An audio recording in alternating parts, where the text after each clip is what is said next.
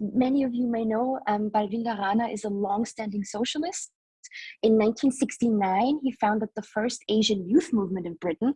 In 1979, he served as the chief steward in Southall during the anti-fascist protest against the National Front rally, during which the police killed Blair Peach.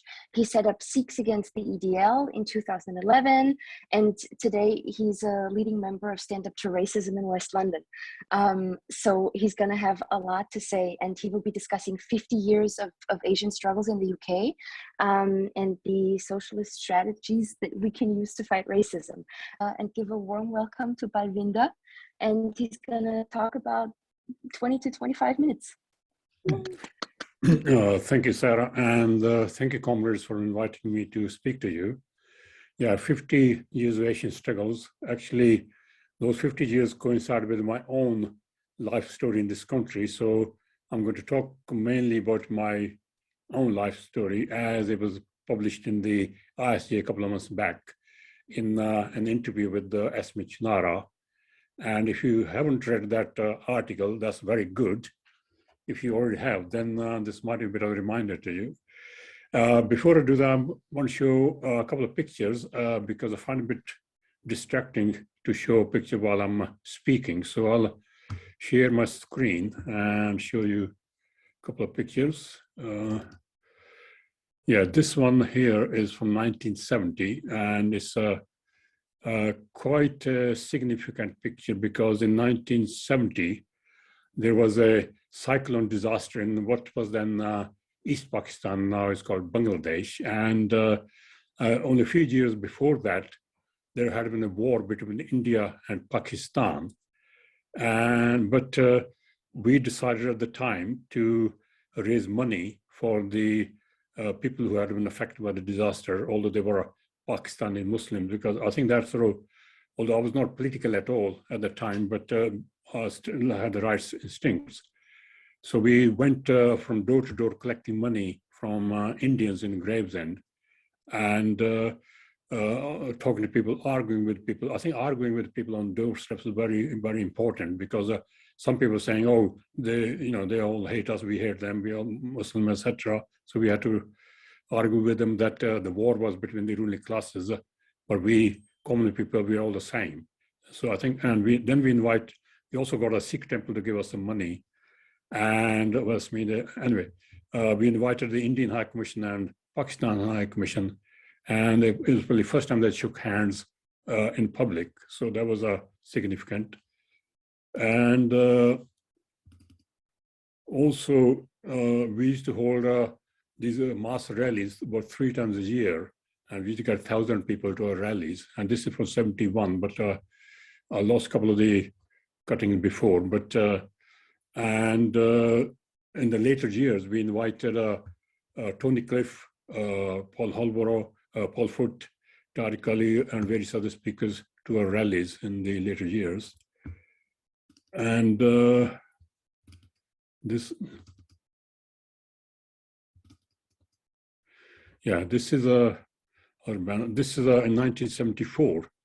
We went on a protest march against the National Front in Leicester, and this was just after Kevin Gately had been killed by the police while protesting in London against a National Front rally. So this was the first protest ever we had been on, and I'll talk about that a bit later. And well, this is me in those days. And so this is a Sikhs Against the EDL, which I set up in 2011. So probably I won't share many more. I think that's probably enough. Yeah, so, okay, yeah, well, I came to this country in end of 1963. I was 16 years old, and I'd been brought up in a small village in the Punjab in a farming family. My father and my 2 older brothers were already here. They had arrived here a couple of years earlier. Although my father had been an army officer in the Indian Army, and then later on he had become a school teacher after retiring. My eldest brother was also a school teacher, and my older brother was a university student. But in this country, they were all working in factories. The migration from the Punjab had started about 10 years earlier because after the end of Second World War, there was a need for cheap labor. And so mainly the sons of the farmers from the Punjab started coming here, and most of them uneducated. And because it just cost a lot of money to come here, so only the farmers could afford to send their sons while leasing their land. But later on, the more educated people started coming here as well, because they noticed that the uneducated people were making a lot of money in this country, so they started coming here as well. But when I arrived here, before that, I had never seen a white person, a black person, or from a Chinese racial group, and also basically never been out of India. So I also spoke very little English. So coming to this country for me was like going to another planet. And also, I had no idea that there was so much racism in this country, and the sort of conditions my family lived in, because they lived in a real slum, whereas we had quite a nice house in India. So I was complete shock, because they never used to talk about it. No one in my village knew what sort of condition their relatives lived here or how much racism they suffered. So that was quite shocking. I was here only for a couple of weeks when I went to look for a job. And in this factory, there was this metal barrier across the road, and a chap sitting in this hut operating the barrier. I went up to him, said, job please, because that's all I knew what to say. And he said, your people are not allowed to cross this barrier. So I went back and told my family. They said, oh, don't worry, try somewhere else. A week or so after that, my eldest brother and two of his friends, all of them had been together at college in India, and they were all good athletes. And we were coming out of this pub when late at night, when there were three of these so-called teddy boys were standing outside, and they started saying things to us. But my brother and his friend, they started saying sorry, sorry, and started to scuttle away. So I said to them, what were they saying? They said, oh, they were abusing us. So I said, what? I said, there are only three of them and four of us. Why don't we fight them? And they said, that's not how things are done here. Because my brother had a wife and kid back home, and similarly his friends as well. And they had big responsibilities, and they had spent a lot of money coming here. So I think that was true for all the older generations, and because they had come here having spent a lot of money and did not want to take any chances. So they basically accepted whatever racism they had to face. But I was a young, single, had no responsibilities, and I was prepared to fight.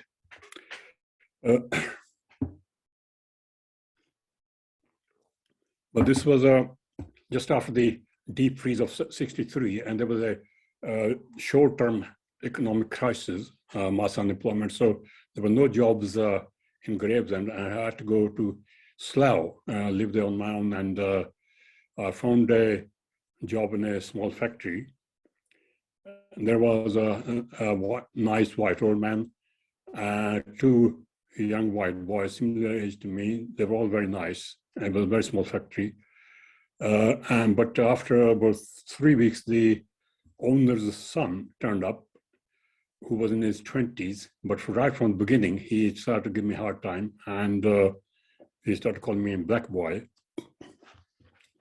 After he said that a couple of times, although I noticed that he did that only when the old man wasn't there. And after a couple of times, he said, I told him that if he said that again, I said, I'm going to hit you. So he said that again, and I hit him, although not very hard. But I was a lot bigger than him, and he didn't want to fight back. So he just picked up my bag, opened the door, threw it out, and said, get out. I waited for the old man to come back. I knew he would be back soon. I told him, and I thought he will say sorry, get his son to say sorry. But he went, although he looked very angry, ran inside. But then he came back after 5 minutes, said, sorry, you got to go. And come back tomorrow for your P45 and money. Then I got very angry. I said, well, my fucking money and card now.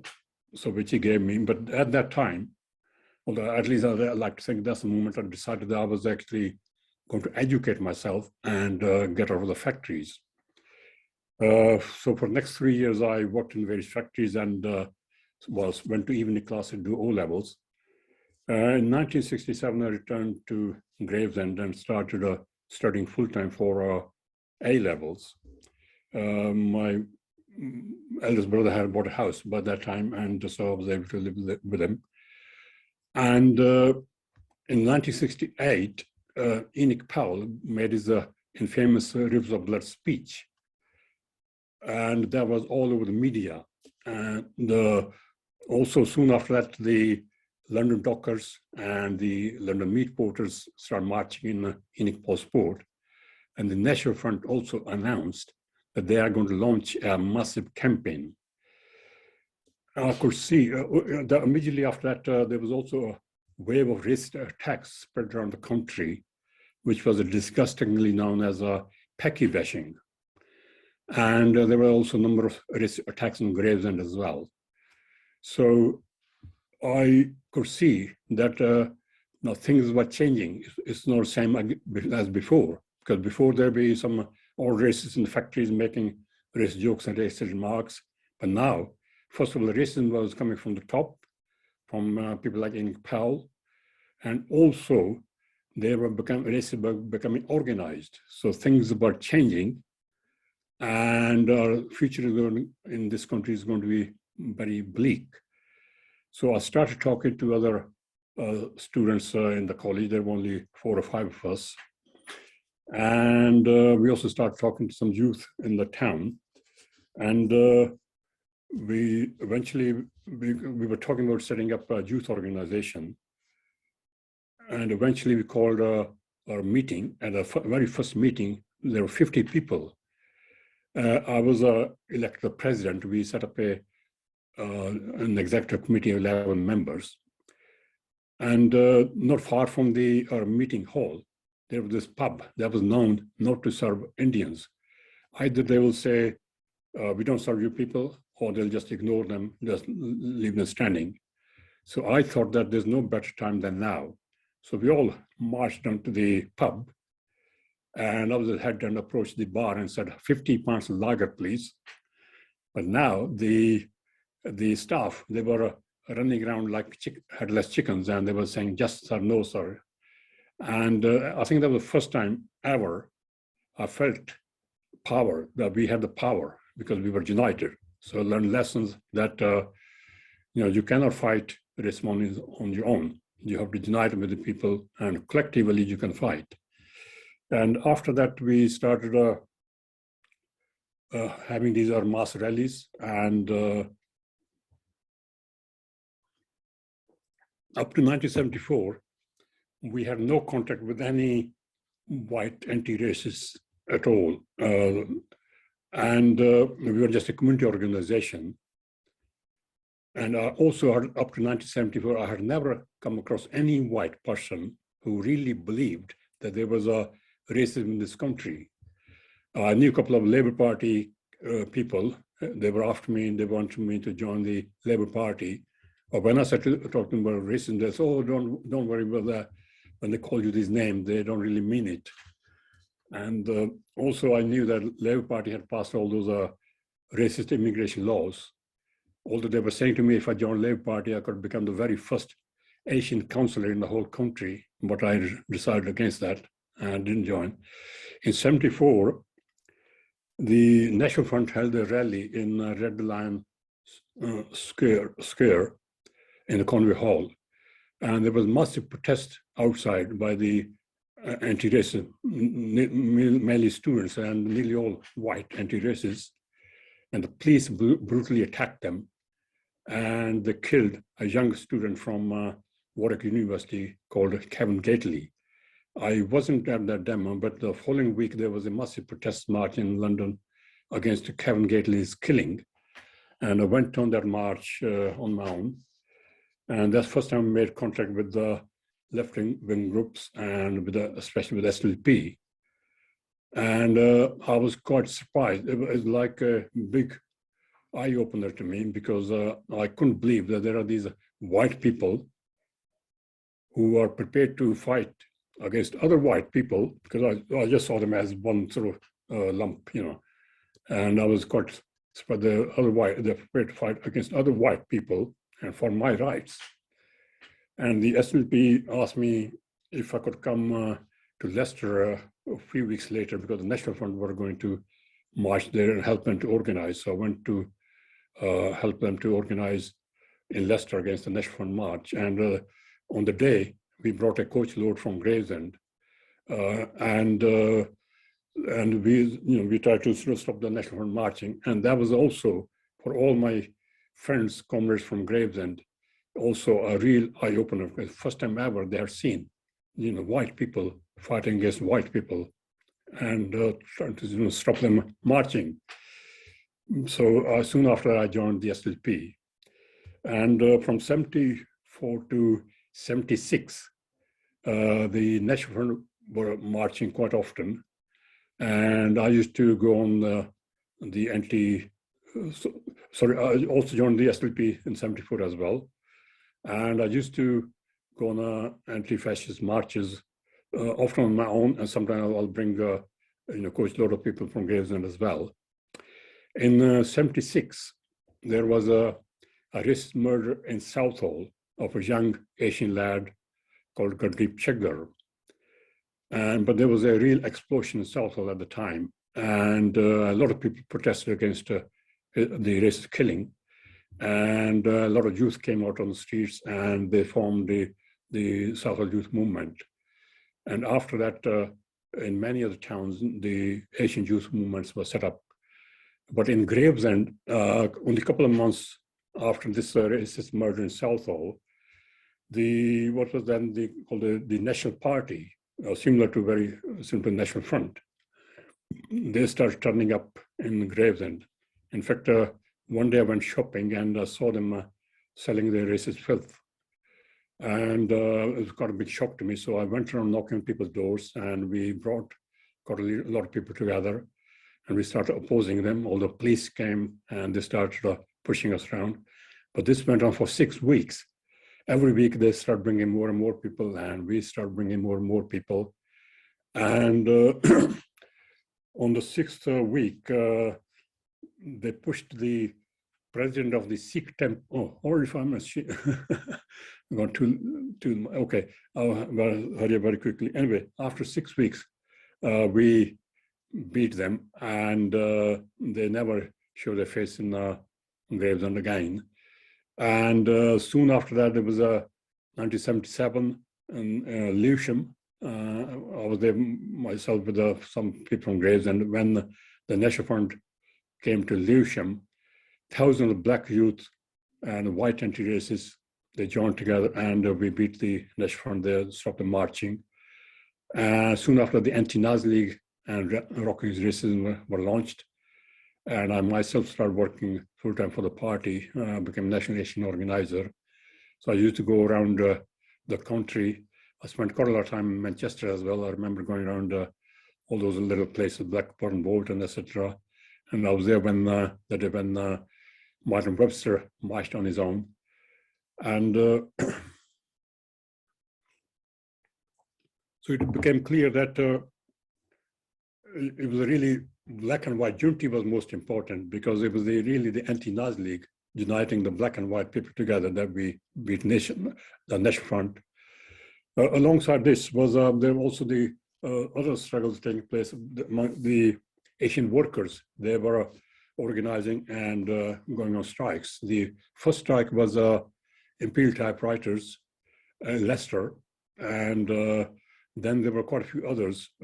Chicks in Slough, Asian women went on strike. In fact, a lot of these strikes were led by Asian women in many places. And there was one in Hillingdon, by the Hillingdon Hospital Workers' Strike, in which I was involved. I set up a strike support group. And later on, there was one in Gate Gourmet Workers at the Heathrow Airport. Again, the majority of them were Asian women. But the most famous was the Grunwick Strike, 76, which I think yesterday was the International Women's Day, and many people were sharing Jabin Desai's pictures, and I knew her quite well because I spent quite a lot of time at the picket lines because I was full-time organizer at the time. And that was the most important, most fantastic strike because about 60 Asian women went on strike, but they were supported by thousands of white workers. And I was there on the day when Arthur Scargill brought thousands of miners to the picket line. But unfortunately, they were sold out by the TUC and their own union. Just like in many other strikes, the mostly workers were sold out. And but after that, when the people, sorry, just two more minutes. But as communities became more and more established in this country, and in fact, the unity we had before, that started to sort of disintegrate, and there became divided amongst the Hindus, Sikhs, Muslims, etc. And well, although we beat the National Front first, then we beat BNP, then the bloody EDL came. But by that time, some Sikh youth started to support the EDL.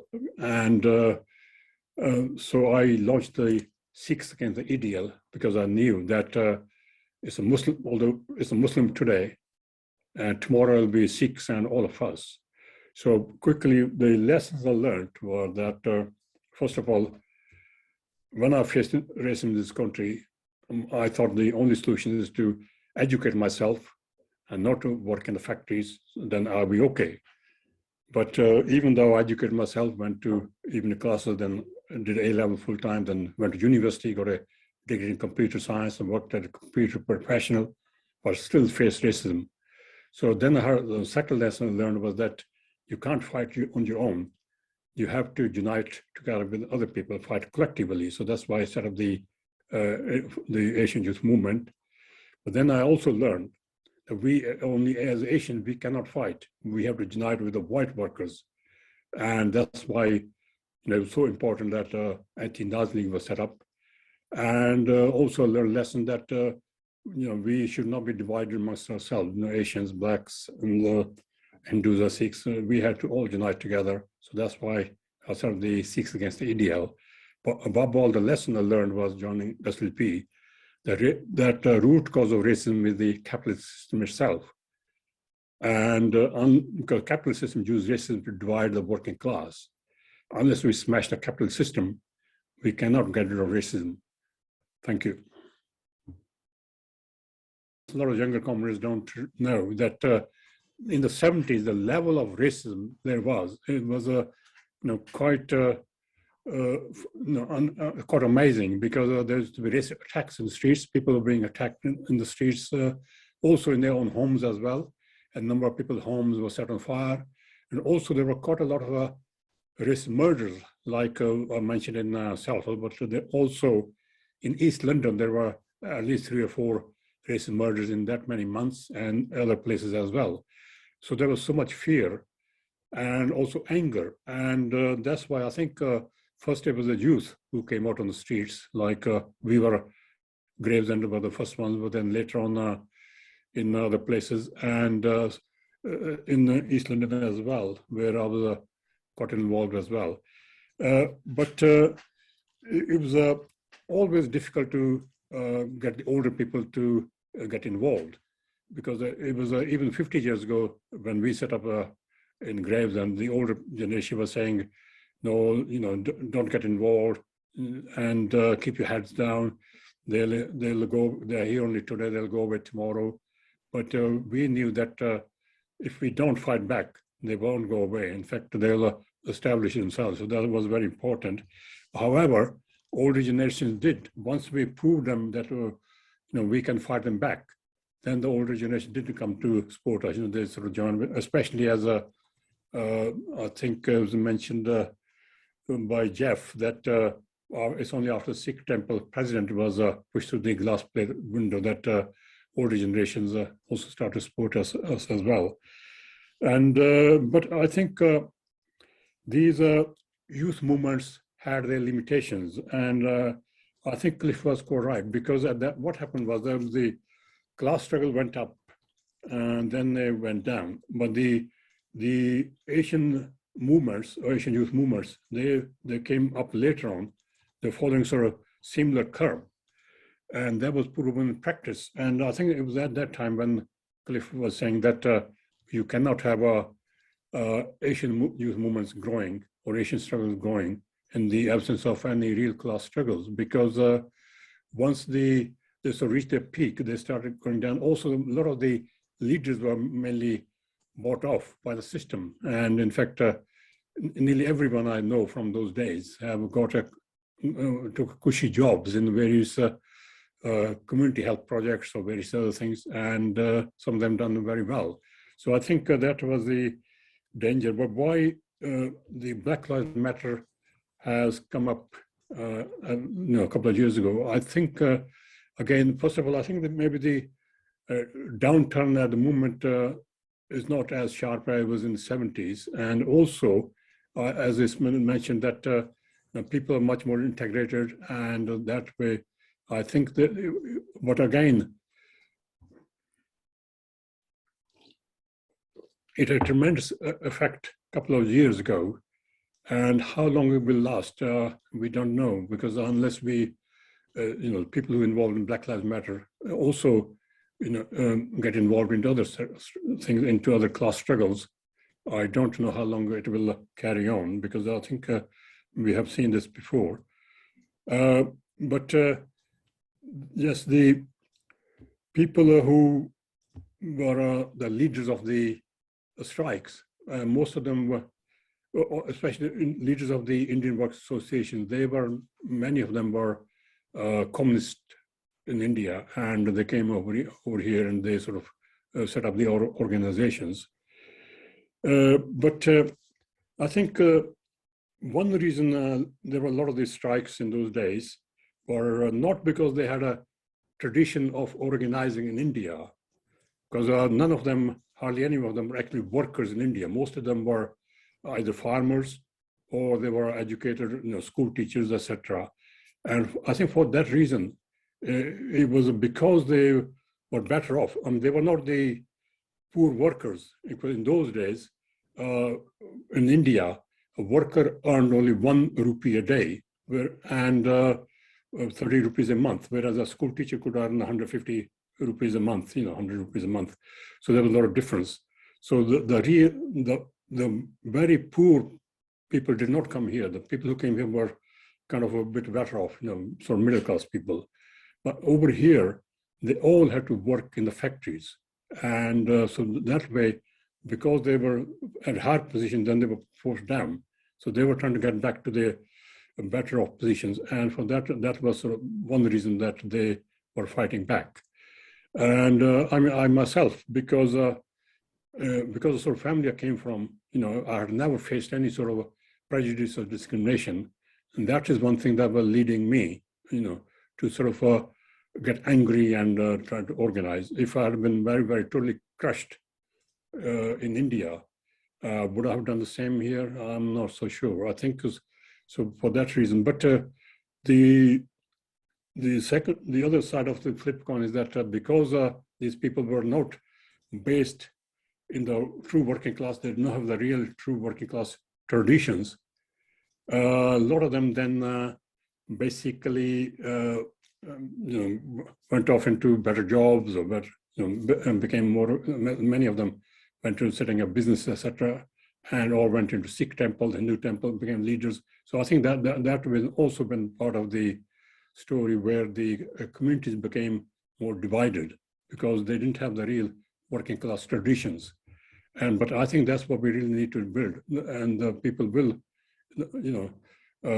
start building those traditions and become more, as they're more established in the working class. Because I can remember when I was a full-time organizer, nearly had a nervous breakdown because Cliff was always telling me, or Nigel had, the black workers will lead the revolution. And but as soon as the strike was over, no one wanted to show any interest. Or when the demonstration was over, they didn't want to know us. And so it was very, very difficult to recruit them into the party because for them, it was a kind of immediate problems were the main issue for them and not a long-term solutions. And but I think at that time I used to argue with Cliff that the people we're going to recruit in the party will be the students, just like the Social Workers Party started from students.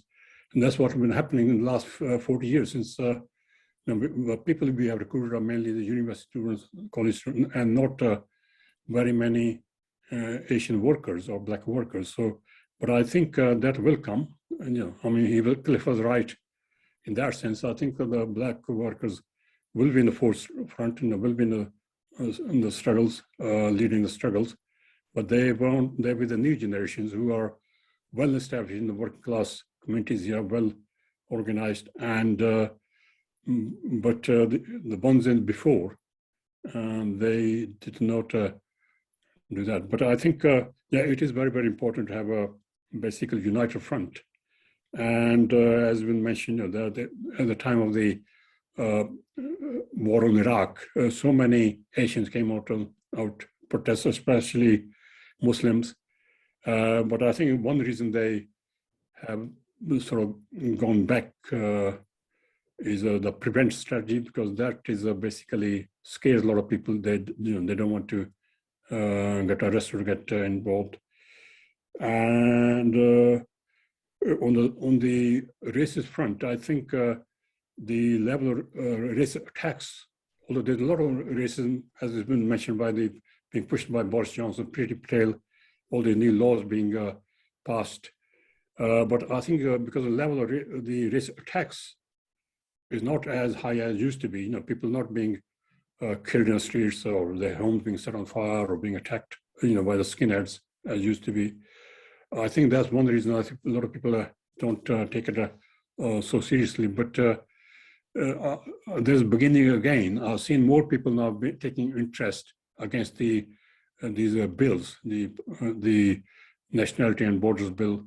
And I'm sure in the future, because racism is not going to go away. In fact, it's going to get worse as the economic crisis deepens, as the climate catastrophe comes nearer, and also the COVID pandemic is not over yet. I think we don't know, and new variants may come again. So I think in the coming years, the situation is going to get worse for the working people, Black and white working people. So I think they will all come together. Now, Black Asian workers will rise again and also join with the white workers. I think that is the only solution, us united together. And the only way we can basically face all these calamities facing us, the pandemic and the capitalist economic crisis and all these wars, is to basically have a party and fight for a revolution to change the system. Thank you.